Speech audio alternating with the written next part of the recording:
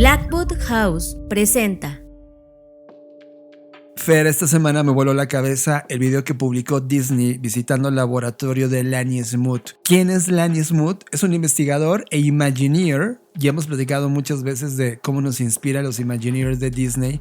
Y él está detrás de todos los efectos especiales, como hacer flotar a la Madame Leota dentro de la Mansión Encantada. Y además, por ejemplo, el proyecto de los sables de luz de Star Wars de última generación. Él fue el responsable de hacer ese diseño. Y hoy está en realidad haciendo cosas interesantes que te dejaron ver en ese video. Lanny Smoot es un ingeniero eléctrico, inventor, científico, creador de tecnología teatral estadounidense y además ha sido convocado ya al Salón de la Fama de los Inventores. Es el primer Imagineer de Disney en recibir este prestigioso reconocimiento y el segundo individuo en toda la historia de Walt Disney en ser admitido. El primero fue el mismísimo Walt Disney, honrado post-mortem por la cámara. Eso está increíble y además, cuando me platicaste que querías platicar de esto, yo te contaba fuera del micrófono que había visto en mis redes sociales varias veces el video del que estás hablando, que por supuesto vamos a poner en la descripción del podcast. Y la verdad es que como que lo dejé pasar, ¿sabes? Como que dije, sí, un invento más y se me hizo como, ya, X. Pero ya después que me platicaste, ya me metí un poco más y me di cuenta que, pues sí, es un científico muy prolífico, ha tenido o registrado más de 100 patentes y está como constantemente inventando cosas que tienen que ver obviamente con esta puesta en escena, ya sea en el teatro o en Disney, pero que ahora ya está como llevando la tecnología a otro siguiente nivel. En particular, lo que nos enseña en el laboratorio es un prototipo de una tecnología que ya existía. Hay varias compañías que han venido trabajando en esto. Se llama el Holotile, que es un piso que sirve para que tú te pares sobre él y puedas moverte en todas direcciones, de tal manera que ya no tienen que atar cosas a la cintura o tener estas estructuras que te hacen como medio flotar en una banda. Para usuarios de realidad virtual, que es lo que te faltó decir, o sea, sin un piso para que te pares y la gente piensa... Pero entonces para aplicarlo en realidad virtual, ¿eso qué significa, Fer? A lo largo del arranque de este año y mucho de lo que, por ejemplo, en 2023 la gente que no sabe de tecnología se preguntaba, ¿y dónde está el metaverso ahora? ¿No? Como no entendiendo cuáles son las olas y ciclos de innovación en la industria, lo que siempre respondíamos es que lo que enseñó en ese momento Meta, ahora ya a 2 años y cachito de distancia de mostrarnos este metaverso, tenían que ocurrir varias cosas en esa línea del tiempo porque él estaba apostando a 10, 15 o 20 años. Esta es una de esas cosas que hace que todo se acelere, porque cuando tú te pones unos lentes y la gente tiene en este momento en su mente lo que está lanzando Apple en este momento con el Apple Vision Pro. Son unos lentes que está combinando la realidad virtual, solo que ellos no quieren llamarlo realidad virtual, solo por un tema de branding. Le llaman computación espacial, pero es realidad virtual sumado con realidad aumentada y sumada ambas en una realidad mixta. El tema es que para moverte en ese espacio, en ese spatial, necesitas algún tipo de artefacto que no solamente te permita operar, y ya ven que los gestos empiezan a operar cosas dentro de ese lugar, sino que tú físicamente pudieras moverte en él. El problema es cómo te mueves, pero te mantengo fijo. Ese era el reto de todo lo que estaba pasando en la tecnología. Por eso es que ponían estas bandas en las que tú caminas, pero te tenían que amarrar, porque tenías que estar fijo, pero tus pies sí se tenían que mover. Entonces imagínate jugar un juego como Halo, ¿no? Que es de primera persona, pero en un mundo metaversico, pues la verdad es que tú estás jugando con el control. En el metaverso necesitas mover tu cuerpo. Entonces la única manera para lograrlo era que alguien desarrollara esta tecnología como el Holotile que acaba de crear o perfeccionar Lanny Smoot. ¿Qué pasa con este piso? Que tú al momento de pisarlo te identifica como persona y te traduce en un avatar y te hace que cada paso que des o inclusive puedas correr, tú no cambias. Es decir, tú estás parado en el mismo lugar, pero el piso sí te permite moverte, se desliza. Digamos que el piso se desliza como si tuviera, voy a explicarlo de manera burda, pero como si estuviera lleno de rueditas. Ándale, sí. Que cuando tú caminas, aunque tú no recorres realmente ningún metro en el espacio en el que estás, sí te deslizas como si caminaras, porque estas rueditas hacen que como que se siente que tú estás caminando, recorriendo kilómetros, ¿no? Para que te lo logres imaginar, si no has visto el video, es como si a un piso lo llenaras de canicas. Ah, exacto. Solo que sin caerte, porque no sé cómo controlan el peso para que no te vayas para atrás o para adelante, pero esto hace, uno, que sea multidireccional, que te puedas desplazar prácticamente en toda la zona donde tú estés jugando en ese metaverso, y segundo, que me parece brutal, también permite multiusuario, y eso resuelve uno de los problemas más importantes, porque imagínate que tú y yo queremos jugar Fer ahora en la sala. Bastaría con tener ese piso para tú y yo pararnos en una zona distinta del piso y jugar tenis en la casa, en ese mundo metaversico, lo cual resuelve un problema interesante de moverse, correr a distancias multidireccionales, multijugadores. Cuando combino este proyecto o este prototipo que tiene en este momento Disney y volteo a ver lo que ha pasado a lo largo de estas 2 semanas, por ejemplo, el Futureverse, que es una compañía que así se llama, Futureverse, se unió junto con Ernest Cline, que pues, como ustedes saben es el escritor de Ready Player One, película que después Steven Spielberg llevó a la pantalla grande basada en el libro, que ahora hay una segunda parte de ese libro. Pues Ernest Cline creó una compañía en específico para unirse a Futureverse y hacer verdad ese mundo de Ready Player One. El tema que ellos están diciendo es que eso puede suceder este año, y cuando te volteas a ver las cosas que están pegadas a este lanzamiento, como los sneakers de Reebok, imagínate, Fer, que este experimento que tiene ahora Disney, lanzaran unos sneakers donde esa superficie estuviera, entonces no necesitaras un piso en el suelo, sino ponerte solo esos tenis para poder jugarlo. O sea, esas son cosas interesantes. Reebok está lanzando algo que se llama Impact, que si bien no tienen la superficie de Hilo Tire, sí están explorando estas intersecciones del mundo físico con el mundo metaversico. ¿Qué quiero llegar a todo esto? Que todo lo que está pasando en Disney, en la parte Futureverse, en la parte de producto con Reebok y todo lo que viene sucediendo con Apple, sí están apuntando súper fuerte a que de inmediato este mundo de realidad aumentada y realidad virtual ya sea no solamente una imaginación de lo que podría ocurrir en el futuro, sino cosas que podrían detonar cosas ahora mismo en el presente, en este 2024. Queridos humanos, esto me parece un salto interesante, me vuela la cabeza, y cuando juegas con todo lo que se está creando en múltiples laboratorios, te das cuenta que está más prendido que nunca esta construcción metaversica, estos mundos paralelos virtuales que inevitablemente estaremos experimentando como humanos.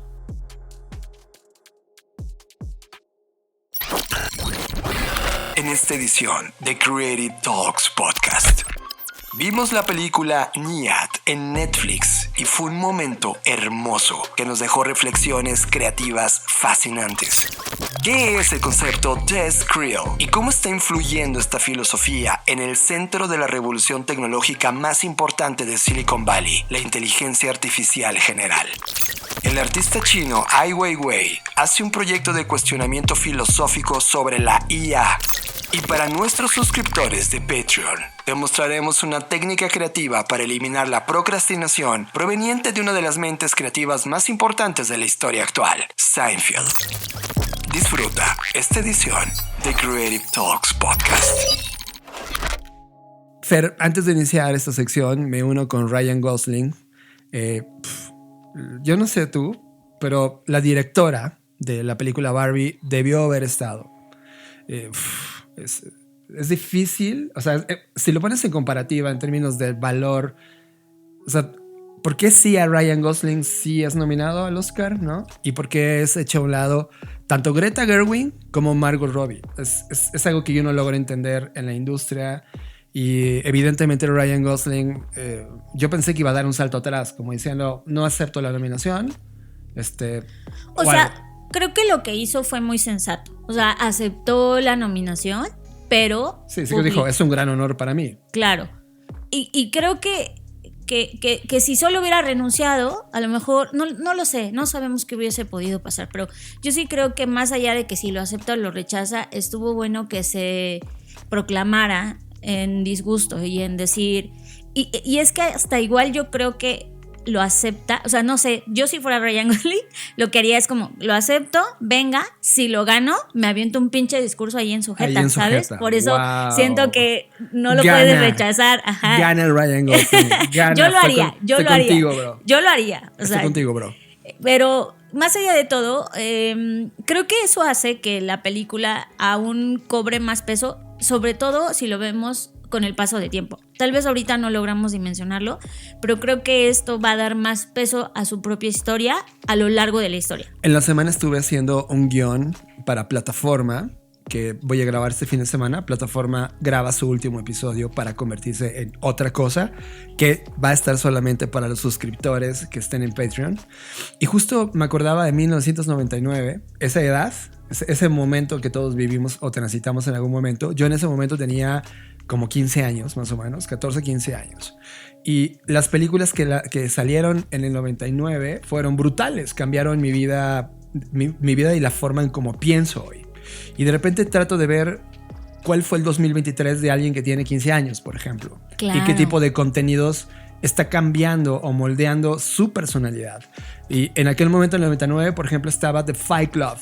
Claro. Vino Matrix, ¿no?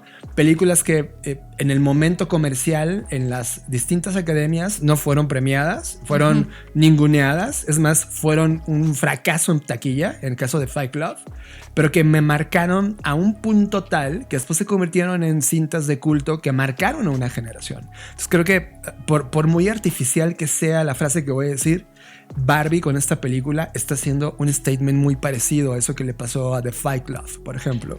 Entonces creo que no sabemos el impacto cultural. Bueno, nosotros sí lo logramos intuir y lo hemos hablado en los distintos podcasts, pero esto lo vamos a ver en curvas en el futuro, Fer, en distintas olas de cuando haya madurado esa generación de jóvenes o niñas que tuvieron acceso a este contenido y que de alguna manera tomaron la bandera o lo que Greta en este momento está abriendo la puerta para lograr traducirlo en otra cosa, ¿no? Y además, pues todo esto prueba un punto de la película.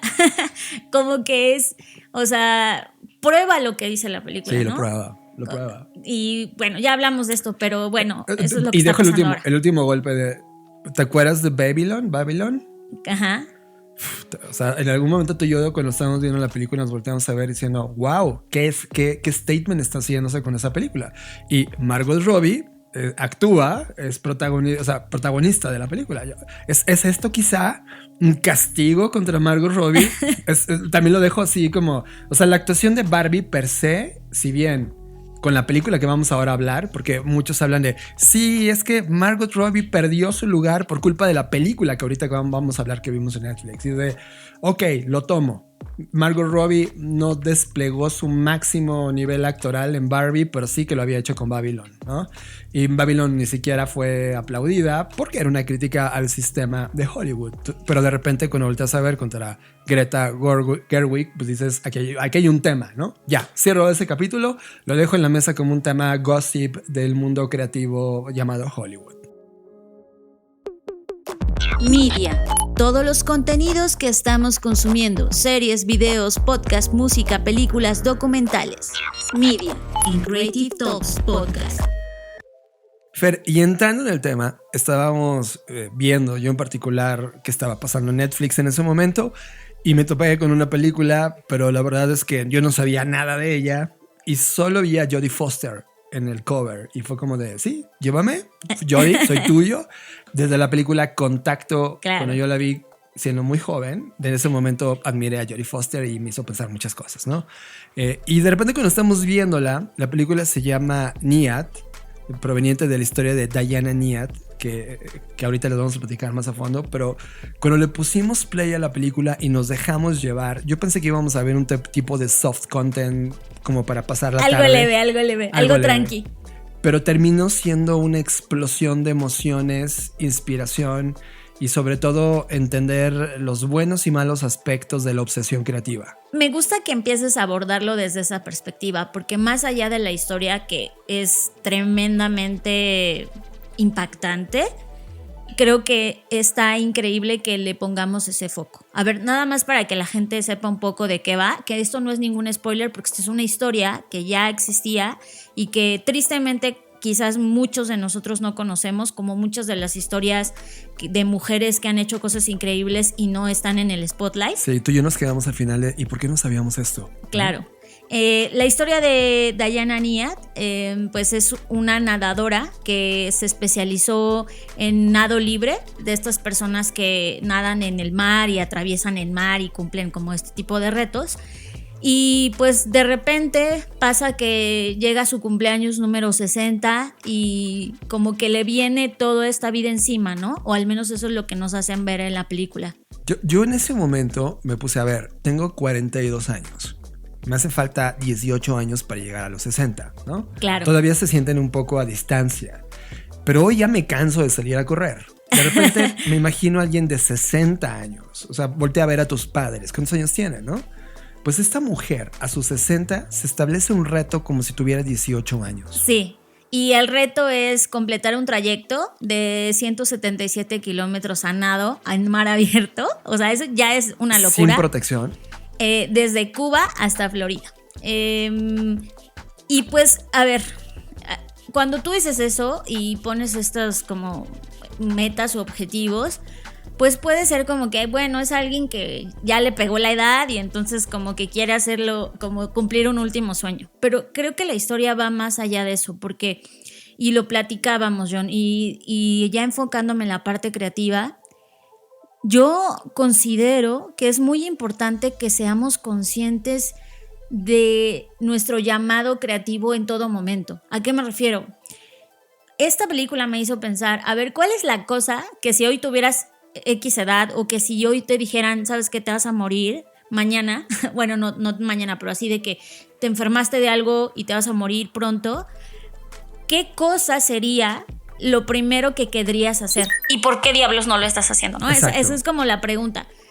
Y como que empecé a sentir, yo en mi caso personal, tengo un proyecto que no voy a hablar ahorita específicamente de qué se trata, pero es un proyecto de escritura que he querido echar a andar y por alguna u otra razón me pongo yo misma como de, luego lo hago y pues lo postergo. Entonces, cuando me hice esta pregunta, lo primero que se me vino a la mente es ese proyecto y dije, chin, ¿no? O sea, sí sentí como un golpe de chin, ¿y por qué diablos no lo estoy haciendo? Y hay una frase que de hecho extraen de un libro de poemas que también hablan de la poesía y creo que la poesía creativamente para mí ha resultado enriquecedora porque la poesía te exige paciencia y calma, que es otro tipo de lectura no te exige, ¿no? O sea, la poesía puedes leer un parrafito, un renglón, una estrofa y tardarte y tomarte el tiempo de entenderla porque la poesía tiene esa cualidad, no sé por qué, ¿no?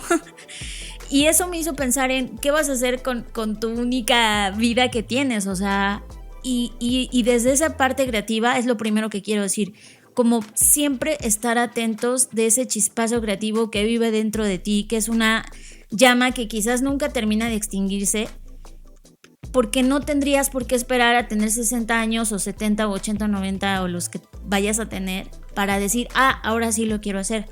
Pero, nada más para terminar mi idea, por otro lado, también creo que ahí hay algo de, y esto ya es como más metafísico porque no se puede explorar físicamente, pero también ahí hay un misticismo en...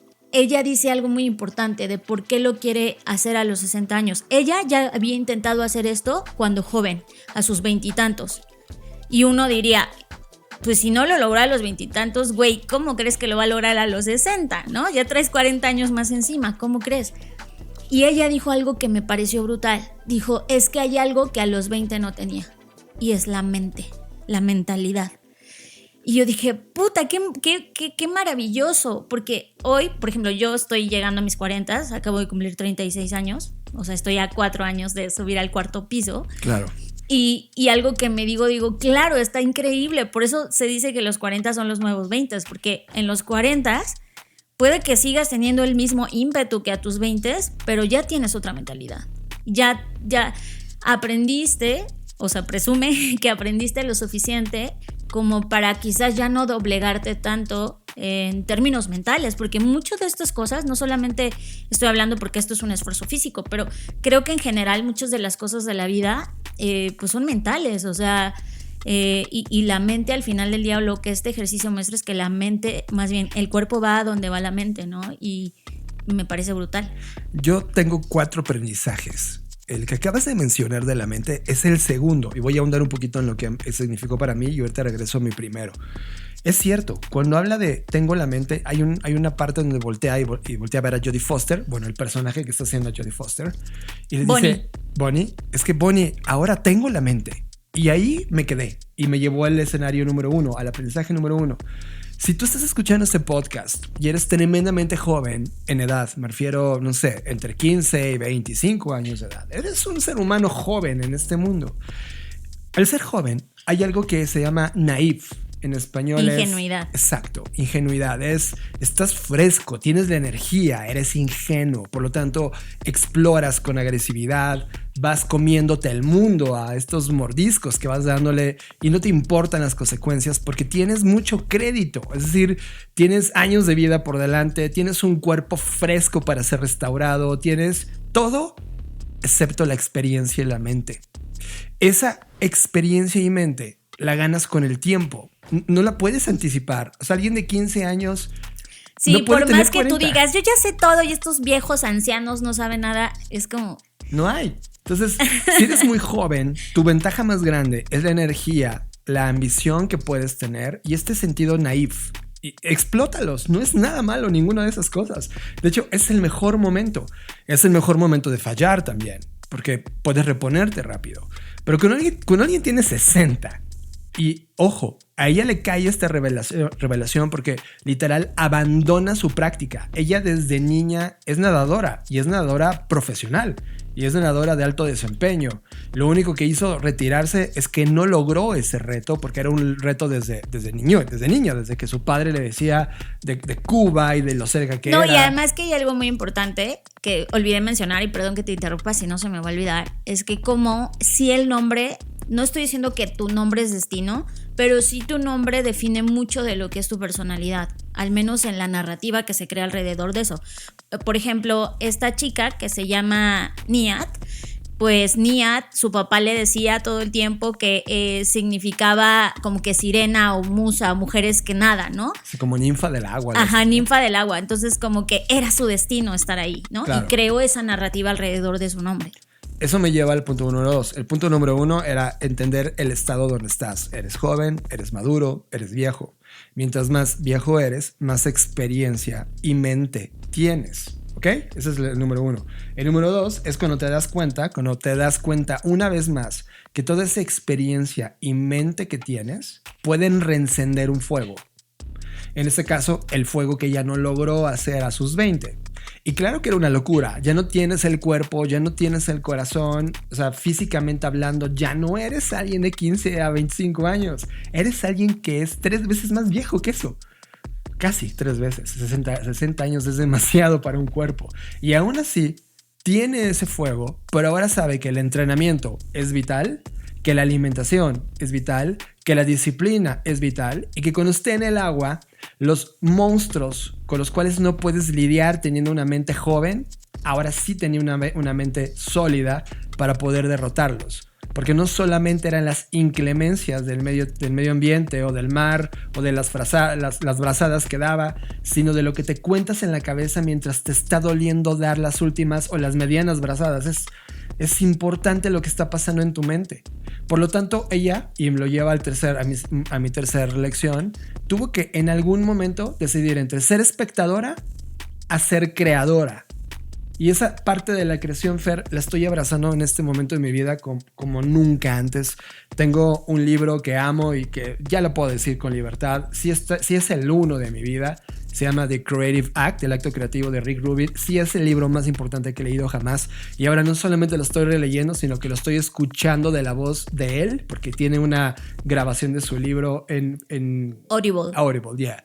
En ese lugar. Y lo estoy escuchando. Por lo tanto, me doy cuenta de ese poder creativo que ella se da cuenta en ese momento a los 60 años. Y una vez que tiene ese poder, ese fuego, esa experiencia, trabaja entonces en su cuerpo. Es decir, tengo un cuerpo de 60 años y comienza a entrenarse, a ir todos los días, a hacer sus pruebas, llevar las métricas y luego junta un equipo. Que esa parte es la que más trabajo a nivel creativo me da a mí. Es como de, a veces dices, no, yo necesito hacerlo solo, ching su madre todo el mundo. Pero no vas solo. Es que ahí viene mi segunda lección. Yo nada más, a diferencia tuya, yo fui menos prolífica, solo tuve 2 lecciones. La primera ya la dije, que tiene que ver con no dejar que se apague ese fuego creativo que llevas dentro y hacerle caso y no esperar a tener 60 años para lograrlo.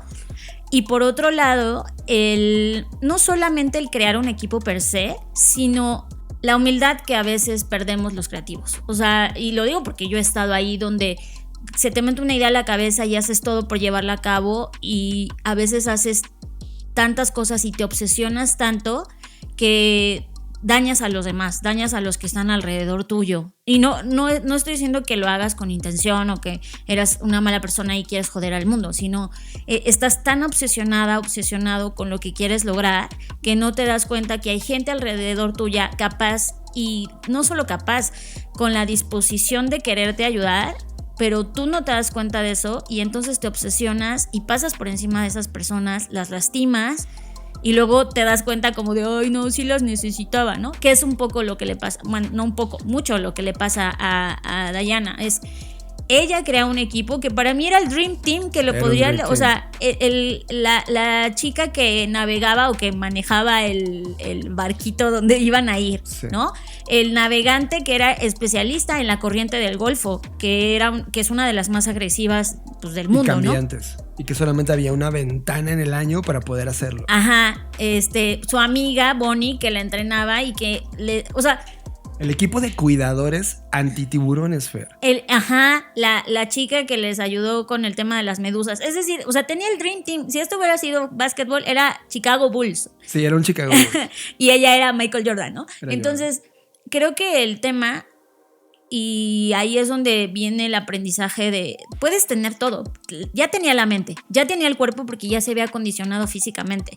Ya tenía todo, pero lo que la saboteó en esos intentos fallidos fue que no era capaz de aceptar que aunque esto era un deporte en solitario, ella necesitaba un equipo. Sí, aunque ella nadara, aunque ella estuviera en el agua, era igual de importante, así como cada brazada que daba ella, cada pataleo que daba, lo que estaba haciendo el equipo por ella.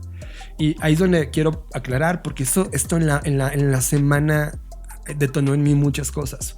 O sea, ser un equipo no es tener un grupo de personas a las cuales les vas a dar órdenes y lo ejecutan. No. Sí. Y ese es el 99% del pensamiento de los equipos allá afuera. Pero... O ¿sabes qué? También creo que algo importante y que yo siempre reflexiono y es, un equipo no significa gente que te va a aplaudir y te va a decir, estás bien en todo, eres increíble. Es gente que te va a dar una contraparte.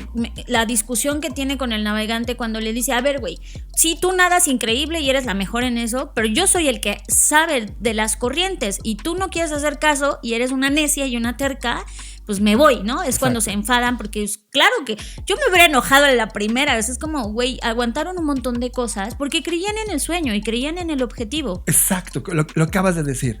La palabra creer es lo más importante y esto va a caer como bomba si tú estás en un proyecto ahora con alguien en el cual no tienes un equipo, te vas a dar cuenta. La primera pregunta de contratación no debería decir ¿qué sabes hacer? Debería ser ¿crees en esto?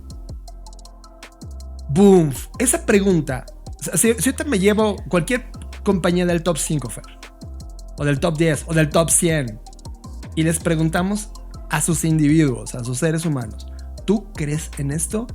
¿Sobrevivirían? No, porque prácticamente ese equipo está construido con base en lo que le das quincenalmente o mensualmente de retribución económica. No creen en esto. Y lo que este equipo, para hacer esta cosa extraordinaria que hizo, fue ella, como creadora, darse cuenta que creer era ese intercambio real que había entre ella y ellos, y ellos y ella. Porque ellos creían en ella, creían que ella lo iba a lograr, pero ella no creía en ellos. Uh-huh. Ellos los veía como herramientas, utensilios. Sí, los subestimaba y los trataba como de ay. ¿Tú qué vas a saber si yo soy la que nado? Hasta que se dio cuenta de que ese intercambio, esa congruencia de valores intercambiada entre ellos dos, era la razón de ser de esa colectividad. Por lo tanto, ella comenzó a creer en ellos. Y cuando ocurrió ese intercambio de creencia mutua, fue cuando ese proyecto salió adelante. Y eso fue todo. Fue como, yo a partir de ahora en Blackbot no quiero ninguna persona herramienta, ¿no? Es todo lo que hagamos en Blackbot, ya sea como equipo o en colaboración con otros equipos, llámalos compañías, es porque creemos y nos creen. No es porque... Bueno, claro, y si eso sucede, hay una retribución económica en el camino. Claro, no estamos diciendo que las personas van a vivir de creencia, ¿no? Exacto. O sea, obviamente se entiende que va a haber una retribución justa y un trato digno, pero encima de eso, o sea, estamos hablando de lo que es de base y eso no le puedes quitar así de, no te voy a dar aguinaldo, pero te voy a dar mis 10 pesos de credibilidad. No. 100%. O sea, imagínate a alguien que ahora está en un equipo de creación de armas. El güey que en este momento está trabajando en el lugar donde se hacen pistolas, Fer. Ese güey no cree en eso. Solo trabaja en eso porque no había otra cosa y recibe intercambio económico. Por lo tanto, eso no es un equipo. Es una herramienta industrial. ¿Sabes? Claro. Todas las compañías en este mundo han sido creadas, y lo analizas históricamente, como fábricas. Por lo tanto, tú y yo somos una pieza de una maquinaria. Un tornillo ahí en la maquinaria. Un tornillo sustituible. Es que esta película se mete al fondo de muchas cosas. Y cuando te das cuenta que si ese tornillo sustituible, ¿no? No tiene el valor de ese intercambio y esa creencia, esa compañía solo va a ser rica en lo económico y en lo demás vacía. Esta organización que ves para lograr un objetivo humano, porque fueron casi... No, es que no es un objetivo humano, es un objetivo sobrehumano. Sobrehumano. Fueron casi 3 días de nadar sin parar. Los especialistas del mundo decían que ese era un reto imposible humanamente hablando. Científicamente hablando, ajá, ¿no? Es como, esto no lo puede lograr nadie. Y es como, ¿cómo chingados no? Pues eso se logró. Y sí se logró, es una historia de la vida real. Y eso me lleva a mi última aprendizaje. ¿Cuántas cosas emocionantes nos quedan por hacer? Esa es una pregunta importante para ti, para mí, Fer, y para tú que estás escuchando este podcast. ¿Cuántas cosas emocionantes nos quedan por hacer? Pero no las iniciamos porque no hemos encontrado la forma o porque no hemos tenido el valor de explorar porque ya sabemos la forma. Y esta película es un golpe en mi estómago. Es como ¡pum! Y me sacó el aire y me dolió y lloré y grité contigo cuando lo logró y me emociona una vez más de retraerlo a la mente esa imagen. Porque era la inspiración creativa que necesitábamos en una semana donde estamos cuestionándonos muchas cosas, unas cosas hermosas que ocurren y otras que no ocurren. Pero la explicación siempre estaba acá. Y una señora de 60 años tuvo que enseñarnos lo que el cuerpo humano, la mente humana y la colectividad creativa es posible. Y fue hermoso, Fer. ¿Sabes que ahora qué me pasa a partir de que vimos la peli? Y esto es más una anécdota, pero todos los días salgo y trato de hacer ejercicio. Entonces, hace rato, por ejemplo, en la mañana, hoy me toca hacer pesas. Y ya estaba así de, ay, no manches, ya no puedo. Y en mi mente pensé, come on, Fernanda, una señora de 60 años estaba haciendo esto a sus 60 años. Casi tú puedes 3 días. hacerlo. Sí, fue como, tú no llores, niñita, puedes hacerlo, ¿no? Sí. Entonces, como que sí, se queda. Y ya nada más como para cerrar toda esta experiencia de haber visto Niad, por supuesto recomendamos que la vean. Pero creo que respondiendo a tu pregunta, que me parece bastante provocadora, hay una combinación de varias cosas que también están reflejadas en la película. O sea, está muy bien tener grandes sueños e ir contra lo que te dicen, esto no se puede lograr, y menos una mujer, y menos de 60 años, ¿no? Estaba muy bien, porque eso al final del día es un aliciente, ¿no? Es como pensar, bueno, si échenme toda la mierda, voy a hacer abono con eso y hago algo increíble, ¿no? Pero eso está muy bien, pero tampoco quiero que la gente que no tenga un gran sueño se sienta mal, porque está al otro lado, el constructo de las pequeñas cosas que van alimentando la gran cosa. ¿Y a qué me refiero? La amistad que ella tenía con Bonnie no es una amistad que se creó de la noche a la mañana. Llevaban 30 años siendo amigas.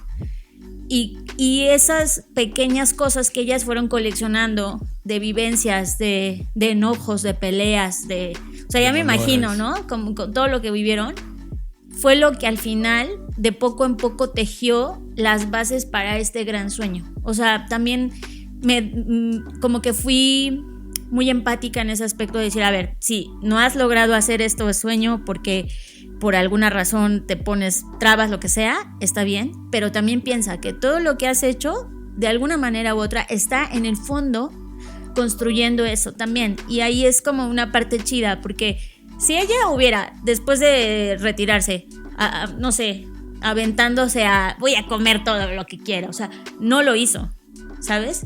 Ella se siguió cuidando su cuerpo, fue disciplinada, hacían un montón de ejercicio, en el día practicaban como 3 deportes, jugaban ping pong, iban a correr, no sé qué, o sea, hacían ejercicio. ¿Qué quiero decir? Que tampoco se trata de milagros de la noche a la mañana, es una construcción que está interconectada con un montón de cosas.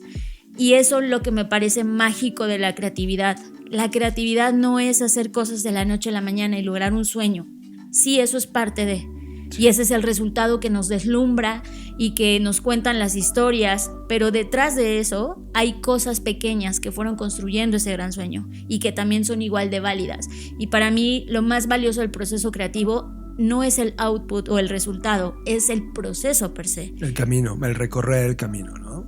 Sí, coincido. Así que ve esta película, está en Netflix, siéntate a verla con la gente que amas, pónsela a tu mamá. O sea, si tu mamá está sentada en un sillón creyendo que no puede hacerlo porque trae 60 o tú eres esa persona, ve esto y cuestiónate. O sea, no lo veas just for fun, velo como ¿por qué estoy viendo esto? O sea, siempre Fer y yo nos preguntamos cada vez que estamos frente a un contenido, ¿por qué se está presentando este contenido en este momento de nuestras vidas? Y es ahí donde logramos estas lecturas. Así que véanlo, está en Netflix, disfrútenlo y ya nos cuentan todo lo que sintieron. Estás escuchando Creative Talks Podcast con Fernanda Rocha y John Black. Ok, John, llegó el momento que estaba yo esperando personalmente.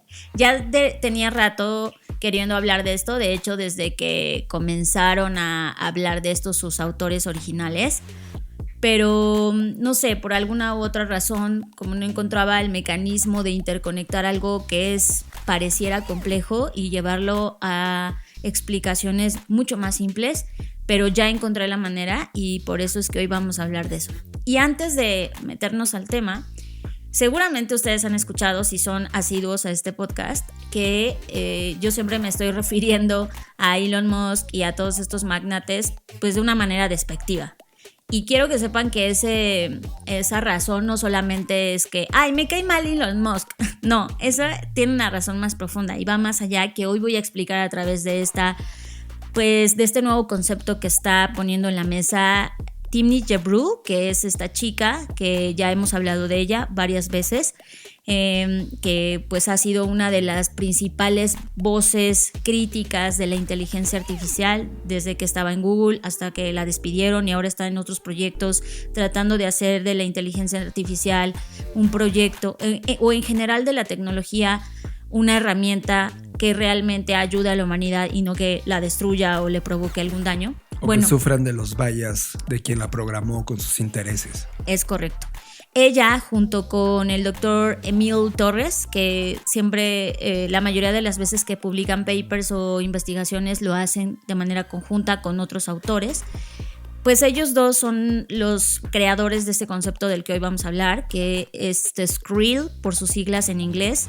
Yo me voy a referir como TESCREAL para que entendamos las letras, pero pues, su pronunciación, de acuerdo a lo que ellos sugieren, es TESCREAL. Y bueno, ¿qué significa? Pues es un acrónimo que por cada letra voy a explicar qué significa. La T es de transhumanismo, la E es de extropianismo, la S de singularidad o singularitarismo, la C de cosmismo, la R de racionalismo y de ahí hay una unión de EA, que es Effective Altruism, que en español sería altruismo eficaz, y la L es de longterminismo o largoplacismo, que es la forma en la que podríamos traducirlo al español.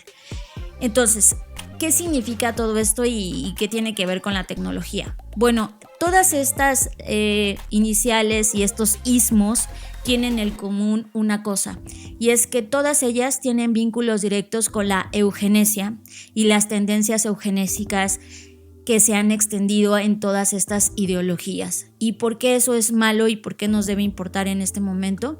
Porque todas las tecnologías que hoy se están gestando en Silicon Valley tienen orígenes eugenésicos, y eso es muy preocupante.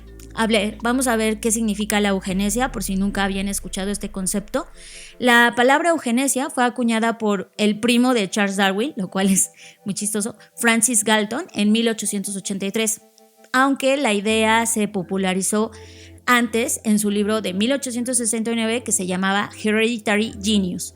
Y la palabra significa literalmente buen nacimiento. Entonces, a partir de esto podemos determinar que hay dos tipos generales de eugenesia, la positiva y la negativa. Y la positiva tiene como objetivo alentar a las personas con rasgos deseables, y aquí lo ponemos entre comillas porque, pues, ¿qué significa rasgos deseables? Y puede ser alta inteligencia, mejor fisionomía, lo que sea, ¿no? O sea, Fer, si este fue un planteamiento de 1883, ¿crees que mucho de esta documentación la terminó leyendo Hitler para crearlo ario? Es que a ese voy. Que pongan mucha atención porque esta cosa se va poniendo cada vez más oscura. Todo este tema decía, la positiva decía, solo las personas que consideramos bonitas e inteligentes son las que deben reproducirse. Entonces, esta fue la idea detrás de los concursos, por ejemplo, del mejor bebé y la familia más en forma que hubo en Estados Unidos a principios del siglo XX. Claro. La segunda teoría, que es la negativa, se esfuerza por impedir que se reproduzcan los que, esto está horrible, lo que los eugenistas llaman idiotas, imbéciles, defectuosos, débiles mentales, etc., ¿no? Esto es lo que llevó, y aquí es donde viene lo crítico, a los programas de esterilización forzada de Estados Unidos como Indiana y California a esterilizar en contra de su voluntad a 20,000 personas entre 1909 y los años 1970. O sea, esto es ayer, ¿no? Sí.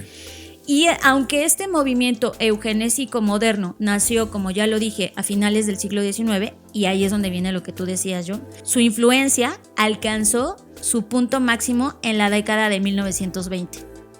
Durante esa década y la de 1930 fue adoptado por los nazis, quienes de hecho estudiaron ese programa de eugenesia de California con la esperanza de replicarlo en Alemania. Y a pesar de los atroces crímenes cometidos por los nazis durante la Segunda Guerra Mundial, la eugenesia todavía tuvo, a posterior de eso, muchísimos defensores en las décadas siguientes. Entre ellos, y aquí es como otra vez se empieza a poner, Julian Huxley, que, como ustedes ya reconocieron el apellido, fue el hermano de Aldous Huxley. Entonces, Julian, por ejemplo, presidió una sociedad llamada la Sociedad Británica de Eugenesia de 1959 a 1962, al mismo tiempo que promovía la idea transhumanista de que controlando los mecanismos de la herencia y utilizando un método de cambio genético, el ser humano iba a poder trascenderse a sí mismo, no solo esporádicamente un individuo, sino un grupo de individuos como arios, ¿no? O sea, que iban a poder llevarse al siguiente nivel. Y ahí es donde se combina toda esta eugenesia, en primer lugar, con la primera letra de lo que hablábamos, que es el transhumanismo. A partir de este momento, todo lo que voy a decir, por supuesto que atenta, quizás, contra muchos de los avances científicos y tecnológicos que hay hoy en día. Y quiero poner esto en la mesa porque esto es un punto crítico y yo considero, al igual que los autores del artículo, que tenemos que hablar de esto porque es la única forma de balancear y sopesar qué hay detrás de todo esto. Y esto no es una teoría de la conspiración, esto es algo que se ha estudiado y todas estas ideas están sosteniendo las ideologías de Silicon Valley y están trascendiendo de tal modo que toda la tecnología que hoy se está creando, incluyendo el intento de hacer una inteligencia artificial generativa, tiene detrás y tiene en la profundidad el único objetivo de que solo sobrevivan los millonarios. Y eso es lo peligroso de todas estas tecnologías. Ahora, si ustedes no me creen y dicen, a ver, danos pruebas de que esto es real, bueno, en la parte, por ejemplo, del transhumanismo está un señor que se llama Nick Bostrom, que quien no lo conoce, es el cliente de Alcor. ¿Qué es Alcor? Es una compañía que, al igual que otra compañía que se llama Nectom, son las compañías que existen hoy en día que pueden criogenizar a las personas, ¿ok? Incluyendo, por ejemplo, a Sam Altman. Es una de las únicas 25 personas que se han registrado en Nectom, que es una empresa que preserva los cerebros de las personas para que algún día puedan subirse a una nube o una computadora. Proceso que, dicho sea de paso, requiere forzosamente de la eutanasia, no de la muerte natural, ¿ok?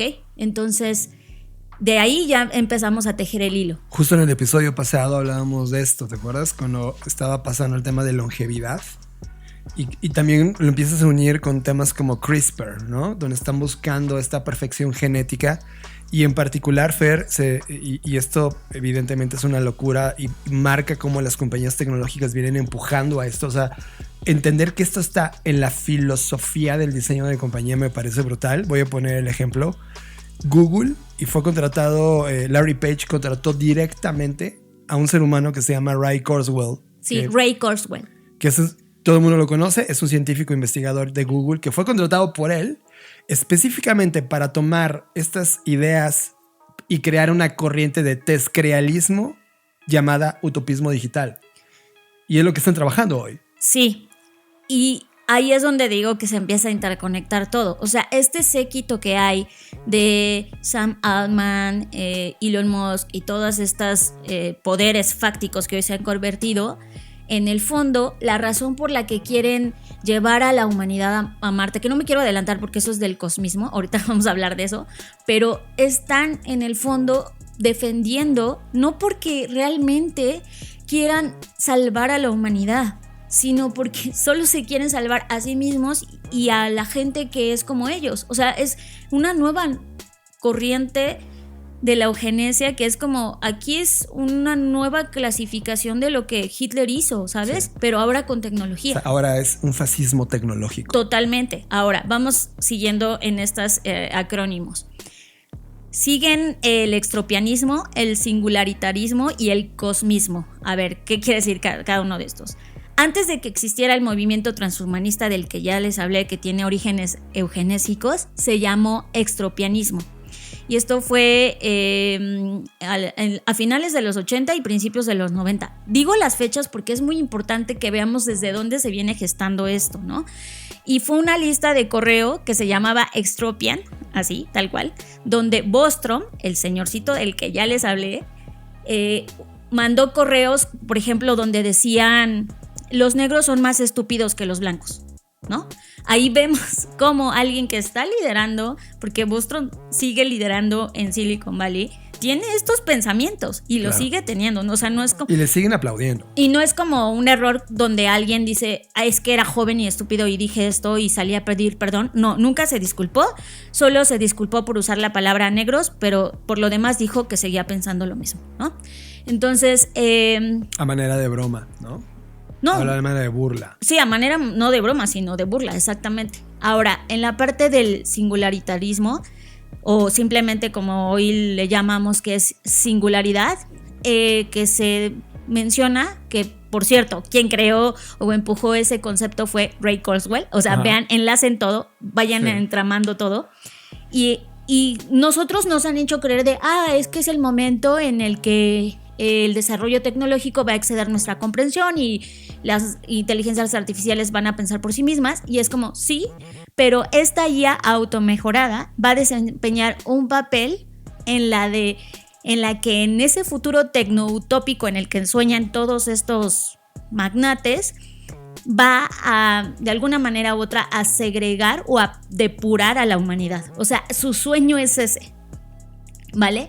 Entonces, su idea es que en lugar de salvar a la humanidad que hoy está viva, ¿ok?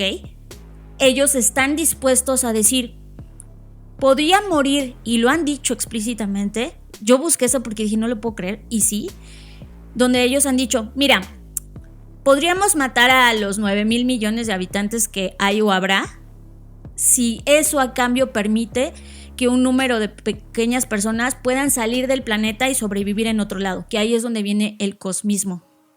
Y ellos quieren apoyar toda esta teoría con inteligencia artificial que se automejore para que depure a la humanidad y que pues vale la pena sacrificar a todos estos millones de vidas con tal de que alguien sobreviva y pueda tener vida en la humanidad interplanetaria. Fer, estoy conectando mucho de lo que hemos dicho y que expusimos en el FBS de hace 4 años, de esta intención de estas compañías tecnológicas de construir su propio estado, sociedad, ¿no? Justo para demostrar el poderío económico que pueden tener y seguir financiando estas visiones utópicas tecnofascistas. ¡Qué locura! Ahora, siguiendo con las letras, esto nos lleva al racionalismo y al altruismo efectivo. El primero, el racionalismo, surgió en un sitio web llamado Less Wrong. O sea, vean el nombre, Less Wrong, menos malo, menos mal, ¿no? ¿Y quiénes son los malos? Los defectuosos, los que no son bonitos, los que no son fuertes. O sea, vayan uniendo todo. Que fue fundado en 2009, o sea, esto acaba de ocurrir, por Yudkowsky, que es un colega de Bostrom, que pues estuvo en los inicios del movimiento extropiano, ¿ok? Para que vean el origen de esto. Entonces, pues debido a que hacer realidad todas estas visiones utópicas requiere de muchas personas supuestamente inteligentes que haciendo cosas inteligentes, pues entonces ellos creen que deben optimizar su inteligencia. Y de eso se trata el racionalismo, de encontrar las mejores maneras de mejorar la racionalidad, lo que eso signifique, Y es muy irónico porque ese mismo pensamiento ha llevado que algunos racionalistas respalden ideas pues muy ridículas. Por ejemplo, ¿qué ideas ridículas? Yudkowsky, este señor, una vez dijo que basándose en argumentos supuestamente racionales, y pongo entre comillas, que sería mejor dejar que una persona sea horriblemente torturada durante 50 años sin esperanza ni descanso, que permitir que un gran número de personas experimentaran lo casi imperceptible malestar de tener una pestaña en el ojo. O sea, vean cómo piensan estas personas. Es como, mira, en lugar de que las personas sufran este pequeño mal, pues mejor que una persona lo sufra durante muchos años, ¿no? Esa es la forma en la que están pensando. Y con ese pensamiento están trabajando en tecnología, invirtiendo en tecnología, apoyando proyectos de tecnología. Sí, claro. Ahora que fue el Foro Económico Mundial y muchos de ellos se pronunciaron, hablaban de la IA como si estuvieran inventando el Word o el Excel, ¿sabes? Como decían, no, esto es para ayudar a la humanidad, se los juro. Esto va a potenciarlo todo. Acto seguido entramos en el 2024 y revisas la economía de las principales compañías del mundo, todos despidiendo masivamente a personas, y el proyecto principal es porque vamos a eficientar con inteligencia artificial los procesos. Es como, ¿qué no ves la correlación de la mentira? Eso está cañón. Por último, vamos al largoplacismo, que esto me duele porque, pues, en el buen sentido del entendimiento de este concepto, el largoplacismo originalmente apunta a que busquemos mejores futuros. Pero estas personas ya tergiversaron todo y entonces usan este concepto para extender a la humanidad. Necesitamos, ya dijimos, que solo se salven unos cuantos y que esos unos cuantos, por ejemplo, algo que dijeron es que en teoría la humanidad puede existir en la Tierra durante otros 1,000 millones de años. Y si nos expandimos al espacio, de acuerdo a ellos, podríamos persistir durante al menos 10 años a la 40 potencia. O sea, eso es un 1 seguido de 40 ceros, ¿sabes? Pero la posibilidad de que estas personas del futuro vivan en estas simulaciones informáticas depende de que, pues posiblemente los que hoy estamos vivos o los millones de habitantes que hoy estamos no vivan. O sea, lo mismo que ya dije en el punto anterior, de mira, si hay que sacrificar a estos, es como un efecto colateral, un pequeñito daño colateral. Son los humanos del presente. Exacto. Con tal de garantizar a los humanos del futuro, que no son ningunos más que ellos mismos y sus generaciones siguientes. Claro, es como, vamos a cuidar su futuro, ¿eh?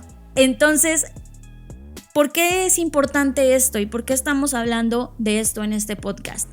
Porque si bien, y ustedes lo han escuchado, siempre hablamos de tecnología, y les contamos lo bueno, lo malo, nuestras perspectivas, nuestras intuiciones, nuestras previsiones que tenemos ante eso. Esto está, digamos que si esto fuera una capa, esto está en la capa más profunda, ¿ok? Y por esa razón tenemos que tener muchísimo cuidado con no solo cómo hablamos de la tecnología, sino cómo vemos a la tecnología y quién está detrás de la tecnología. Porque si queremos influir positivamente en el mayor número de personas, estas personas necesitan saber que esto existe. O sea, tú que estás escuchando este podcast, necesitas saber que esto existe. Porque si queremos tener alguna esperanza y la única manera de contrarrestar este gigante monstruo que está teniendo 1000 cabezas, pues es fundamental que entendamos qué significan Tezcreal o Tezcreal y cómo todas estas tecnologías, más bien ideologías, se están infiltrando en los niveles más altos de poder. Y hasta la fecha este movimiento ha sido un objeto de muy poca investigación crítica y pues obviamente si no hay investigación mucho menos puede haber resistencia, ¿no? Entonces creo que lo que nos toca o cuál es mi perspectiva ante enterarme de tal realidad, que yo ya venía, o sea, ¿cómo llegué a esto? Yo ya venía jalando el hilo en muchos sentidos, como de, a ver, detrás de este proyecto quién está ahí, como que trata, me veía como el meme del científico, no es un científico, del investigador que tiene en la pared ahí uniendo todos los hilos, pues así estaba yo, como de a ver quién está detrás de esto y quién conoce tal. Al final del día, ni siquiera, y eso lo voy a decir, ya no es Elon Musk y ellos, encima hay otras personas que son las que dan dinero de todo esto y que están creyendo en todo esto. O sea, lo peor es que es gente con un montón de dinero, con un montón de conocimiento, y lo pongo entre comillas, y aún así están apostando porque se vaya al carajo esto. Es que siempre han apostado a eso, Fer. O sea, lo que acabas de traernos el día de hoy al podcast es la base filosófica de la construcción del nuevo orden. Totalmente. Es esto. Es cuando entiendes el acrónimo y entiendes la evolución y cómo ha venido pasando la historia detrás, las personas involucradas, y luego haces una proyección a futuros, te das cuenta que este es el nuevo orden. Y que de cara a cómo le venden a las personas esa transición va a ser a través de artefactos que sigan potenciando lo que los mantiene distraídos. Sí, y ojo, creo que el menor de los riesgos es este que acabas de mencionar. El menor de los riesgos es estar distraídos. El mayor de los riesgos es que esto se extienda al tema, o sea, vuelvo a recordar, cuántas personas fueron esterilizadas en contra de su voluntad. No tienen la menor ética respecto. O sea, son capaces de cualquier cosa, es lo que quiero decir. Pueden quebrar un país entero. Pueden quebrar un país, pueden matar a la gente, o sea, porque no les importa, porque nos ven, de acuerdo a toda esta filosofía, como, pues no hay problema, mira, si se van a morir, el fin justifica sus medios, ¿sabes?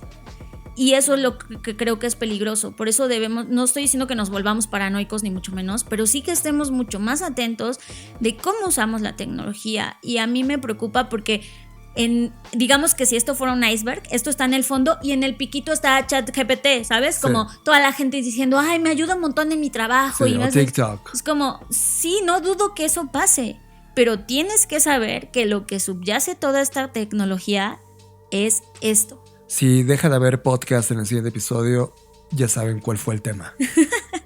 es que no me quiero, o sea, no lo digo de broma, acabas de desmenuzar una entrada para poder leer, tener una lectura de cómo se está orquestando todo esto que hemos visto a lo largo de los últimos 30 años respecto a esta dominante escena tecnológica. Pero, ¿de dónde viene? O sea, ¿cuáles son los pensamientos, los dineros, el financiamiento, quién pone el dinero, quién establece el orden de los objetivos de esas compañías? Y Fer, me siento desarmado como ser humano y como creativo frente a algo tan grande como esta. Yo no puedo decir que es una ideología, es una filosofía con la que están operando ahora mismo. Sí, John, yo sé que puede parecer desesperanzador. Por eso me había tardado un montón en tratar de procesar. Obviamente traté de contarles lo más que pude en el tiempo que tenemos para el podcast. Pero no quiero que se queden solo con el miedo. Es como, yo también estuve ahí y también dije, puta, qué horror, ¿no? Pero desde mi perspectiva y cómo fue que yo trascendí ese miedo, fue esto, ok, ahora lo sé, ¿no? O sea, lo sé y ahora lo único que estoy haciendo a partir de que lo sé es tener un uso mucho más responsable de la tecnología. Conciencia, ¿no? Totalmente. ¿Y a qué me refiero? Obviamente yo tengo que seguir usando Google porque estoy en un negocio digital en donde me comunico, y de todas las tecnologías que hoy están disponibles, pues Google sigue siendo una opción. Sin embargo, hay cosas que ya no permito que Google haga. Por ejemplo, recientemente me llegó una notificación sobre si quería unirme al programa que están haciendo de inteligencia artificial en tus archivos de Google Drive. Claro, para que ellos puedan ver todo. Claro. Y fue como, no quiero eso. Seguramente lo siguen haciendo. Sí, claro. Y sin mi permiso, ¿no? Pero al menos yo dije, ok, no. Y ahora sí me estoy tomando el tiempo y me estoy tomando muy en serio ya sé, nadie quiere leer eso, los términos y condiciones, pero es muy importante que sepamos, al menos de estar conscientes de qué está pasando con toda nuestra data y de qué está pasando sobre todo en el uso y por eso he sido tan crítica con el tema de la inteligencia artificial. No estoy en contra de la tecnología. Sigo creyendo que la tecnología es parte de la humanidad, nos ha ayudado a traernos hasta acá, pero sí estoy en contra de las injusticias que se cometen en nombre de la tecnología. Me encanta lo que propones, pero yo sí necesito un marco para operar, porque si no ahora mismo me empiezas a ver cortocircuito dentro de mí. Tomando este tema naif que platicamos en la película pasada. De la ingenuidad, sí. ¿No? De esta ingenuidad y ese sentido naif que ya no somos. O sea, yo ya soy un señoro de 42 años. Hoy tengo la mente, ¿ok? Hoy tengo la mente, tengo la experiencia y me hace falta vivir 20 años con mi lucidez física e intelectual a todo lo que da. ¿Qué hacer? Estoy reaccionando, Fer, y lo voy a poner como temas aquí. Mi prioridad número 1 frente a ese camino de lo que se está convirtiendo en la humanidad con estos es que no los van a bajar. Por lo tanto, tienes que convertirte valioso en ese nuevo orden. Esa sería la prioridad número 1. Pero en la número 2 está siempre y cuando esté en concordancia con tu ética y congruencia de pensamiento. Pues creo que ese podría ser un buen faro, ¿no? En este mar y en esta penumbra que hoy estamos ahí. Por eso se ha hablado de temas como colonización de datos.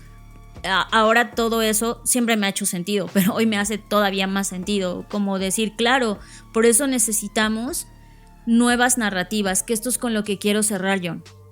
Desafortunadamente, y lo digo así porque el mismo autor de ciencia ficción, Charles Stross, lo escribió en un artículo y creo que no lo pudo decir de mejor manera, que también voy a dejar en los descripción de este podcast. Y es que todos estos, Elon Musk, Jeff Bezos, Mark Zuckerberg, todos, que tú digas, crecieron en el mundo leyendo clásicos de ciencia ficción que se publicaron hace 30 o 50 años, ¿ok?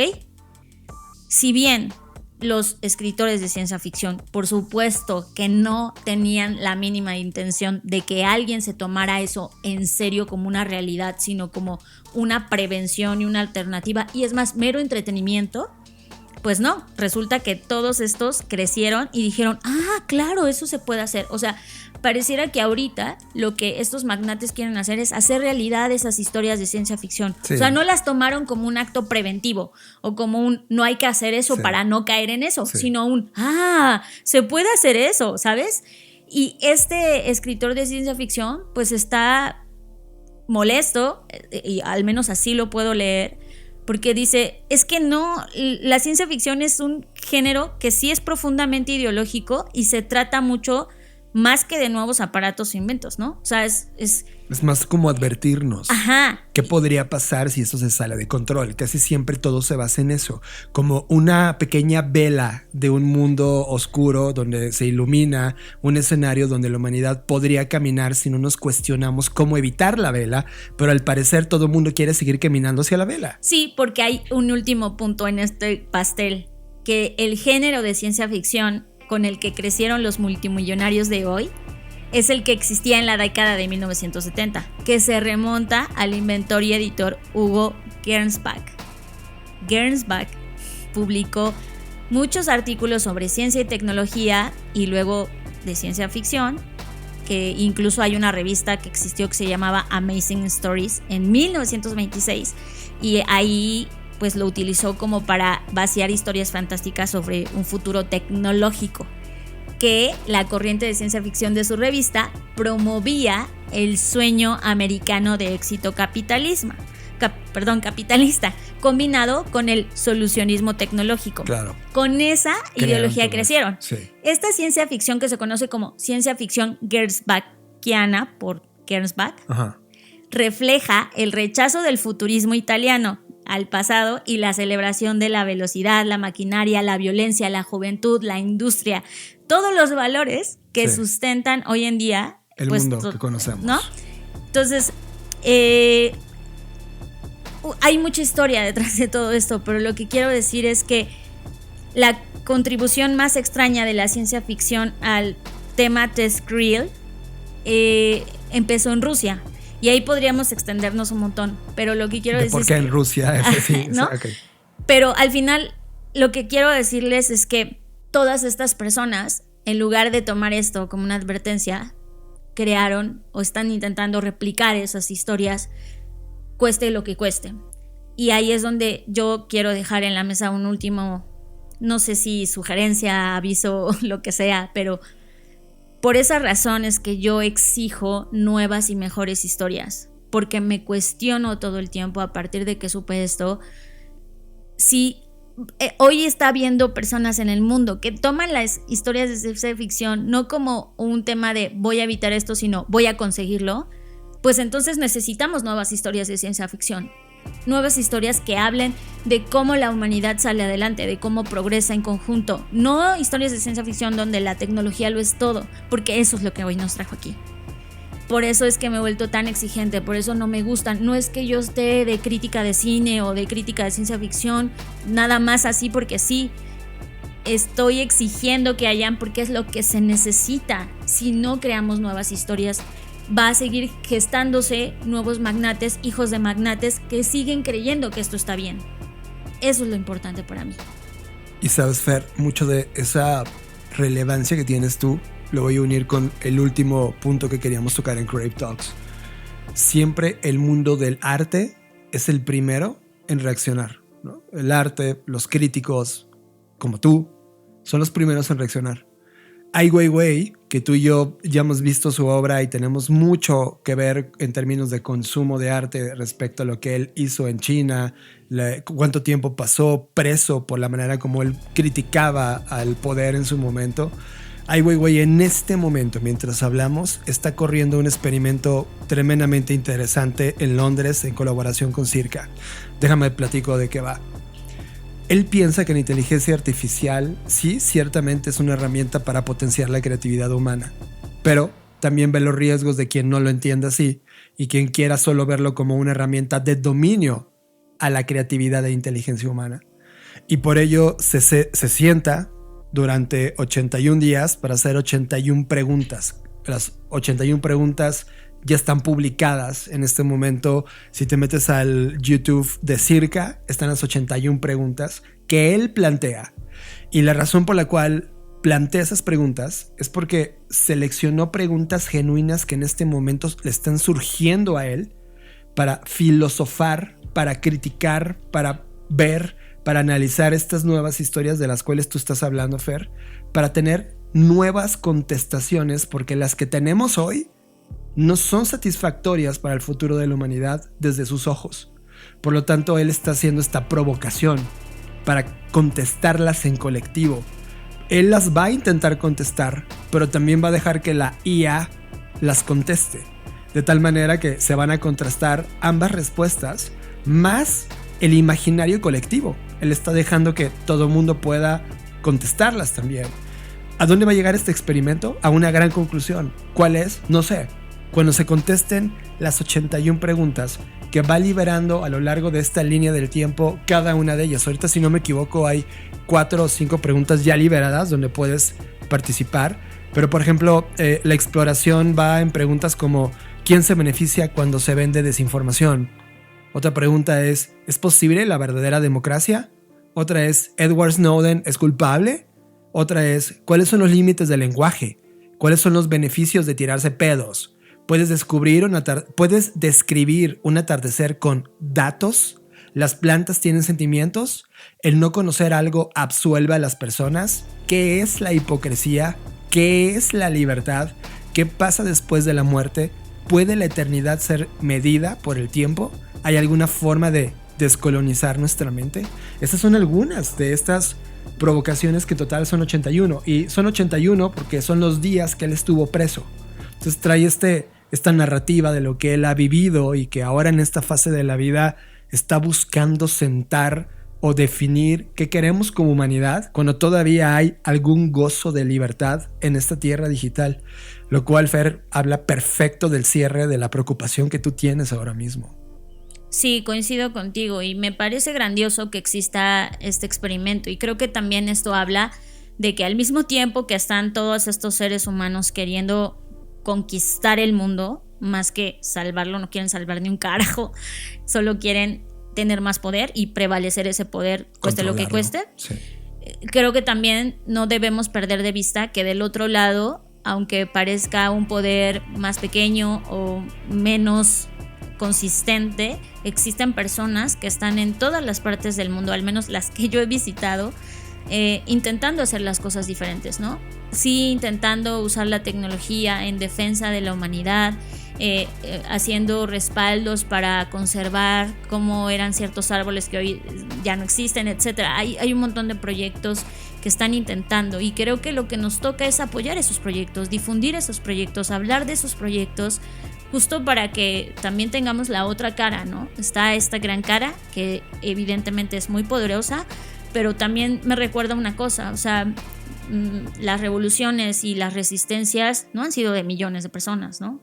Han sido un grupo de personas que nos han defendido. Y cuando analizas la historia, la razón por la que seguimos aquí es porque esos grupos de personas, que desafortunadamente siempre ha sido minoría, son los que tratan de defender lo que queda en ese momento y darnos o asegurarnos un futuro, ¿no?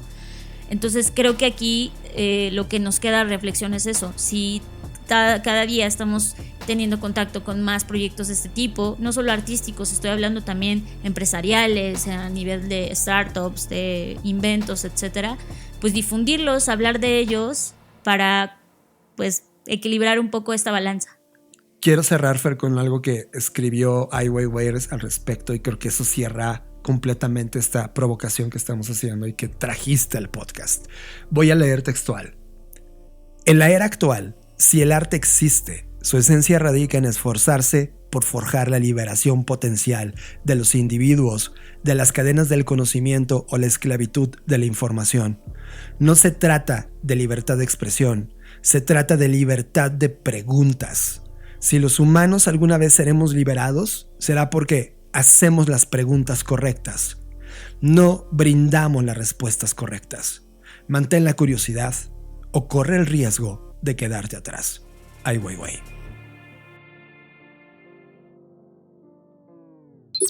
Estás conectado a Creative Talks Podcast con Fernanda Rocha y John Black. Y con esto llegamos al final de esta edición de Creative Talks Podcast. Creo que hay algo que dijimos justo en la celebración del episodio 250, Fer, que Creative Talks Podcast iba a evolucionar a algo donde el nivel iba a estar en otro lugar. Y vaya que en estos episodios, después del episodio 250, ha estado en niveles que nunca antes he visto. O sea, creo que este podcast, a mí a nivel personal, ha sido el mejor podcast que hemos grabado con la temática más delicada que hemos tocado. Gracias por traerlo acá. Para los que no están suscritos y están en este momento escuchándolo en cualquier plataforma donde escuchan podcast, hasta aquí vamos a llegar con la edición. Nos va a faltar grabar un pedazo más que solamente va a estar disponible para los que están en Patreon en este momento.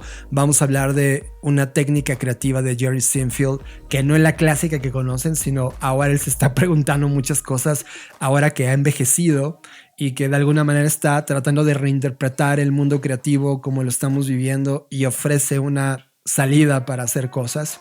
Así que eso va a estar disponible solamente para la gente que esté en Patreon. Pero si tú no estás todavía ahí, corre allá. Pero si solo te quedas aquí, gracias por escuchar Creative Talks Podcast. Recuerda que está abierto ya en este momento en la página fbsevent.com.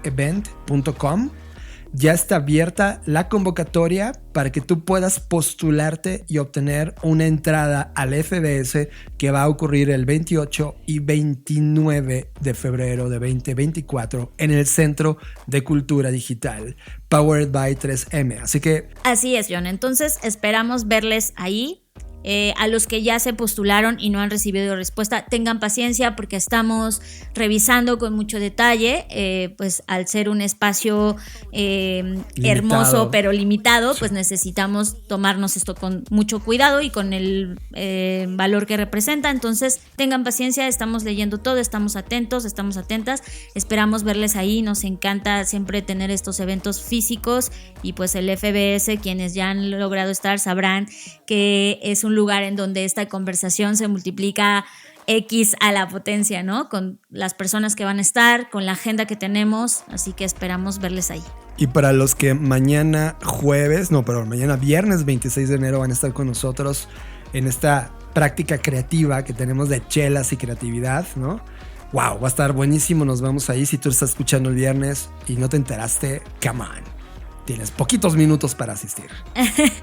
Bueno, y si no, no se preocupen porque vamos a seguir teniendo estos encuentros con diferentes temáticas, todos alrededor de la creatividad, por supuesto, así que estén atentos, atentas a nuestras redes sociales. Un placer estar en esta línea del tiempo con ustedes. Nos vemos en el futuro. Escuchaste Creative Talks Podcast con Fernanda Rocha y John Black, un podcast de Black Creative Intelligence, presentado por Blackbot, Black School y Black Bull. Nos vemos en el futuro. Blackbot House presentó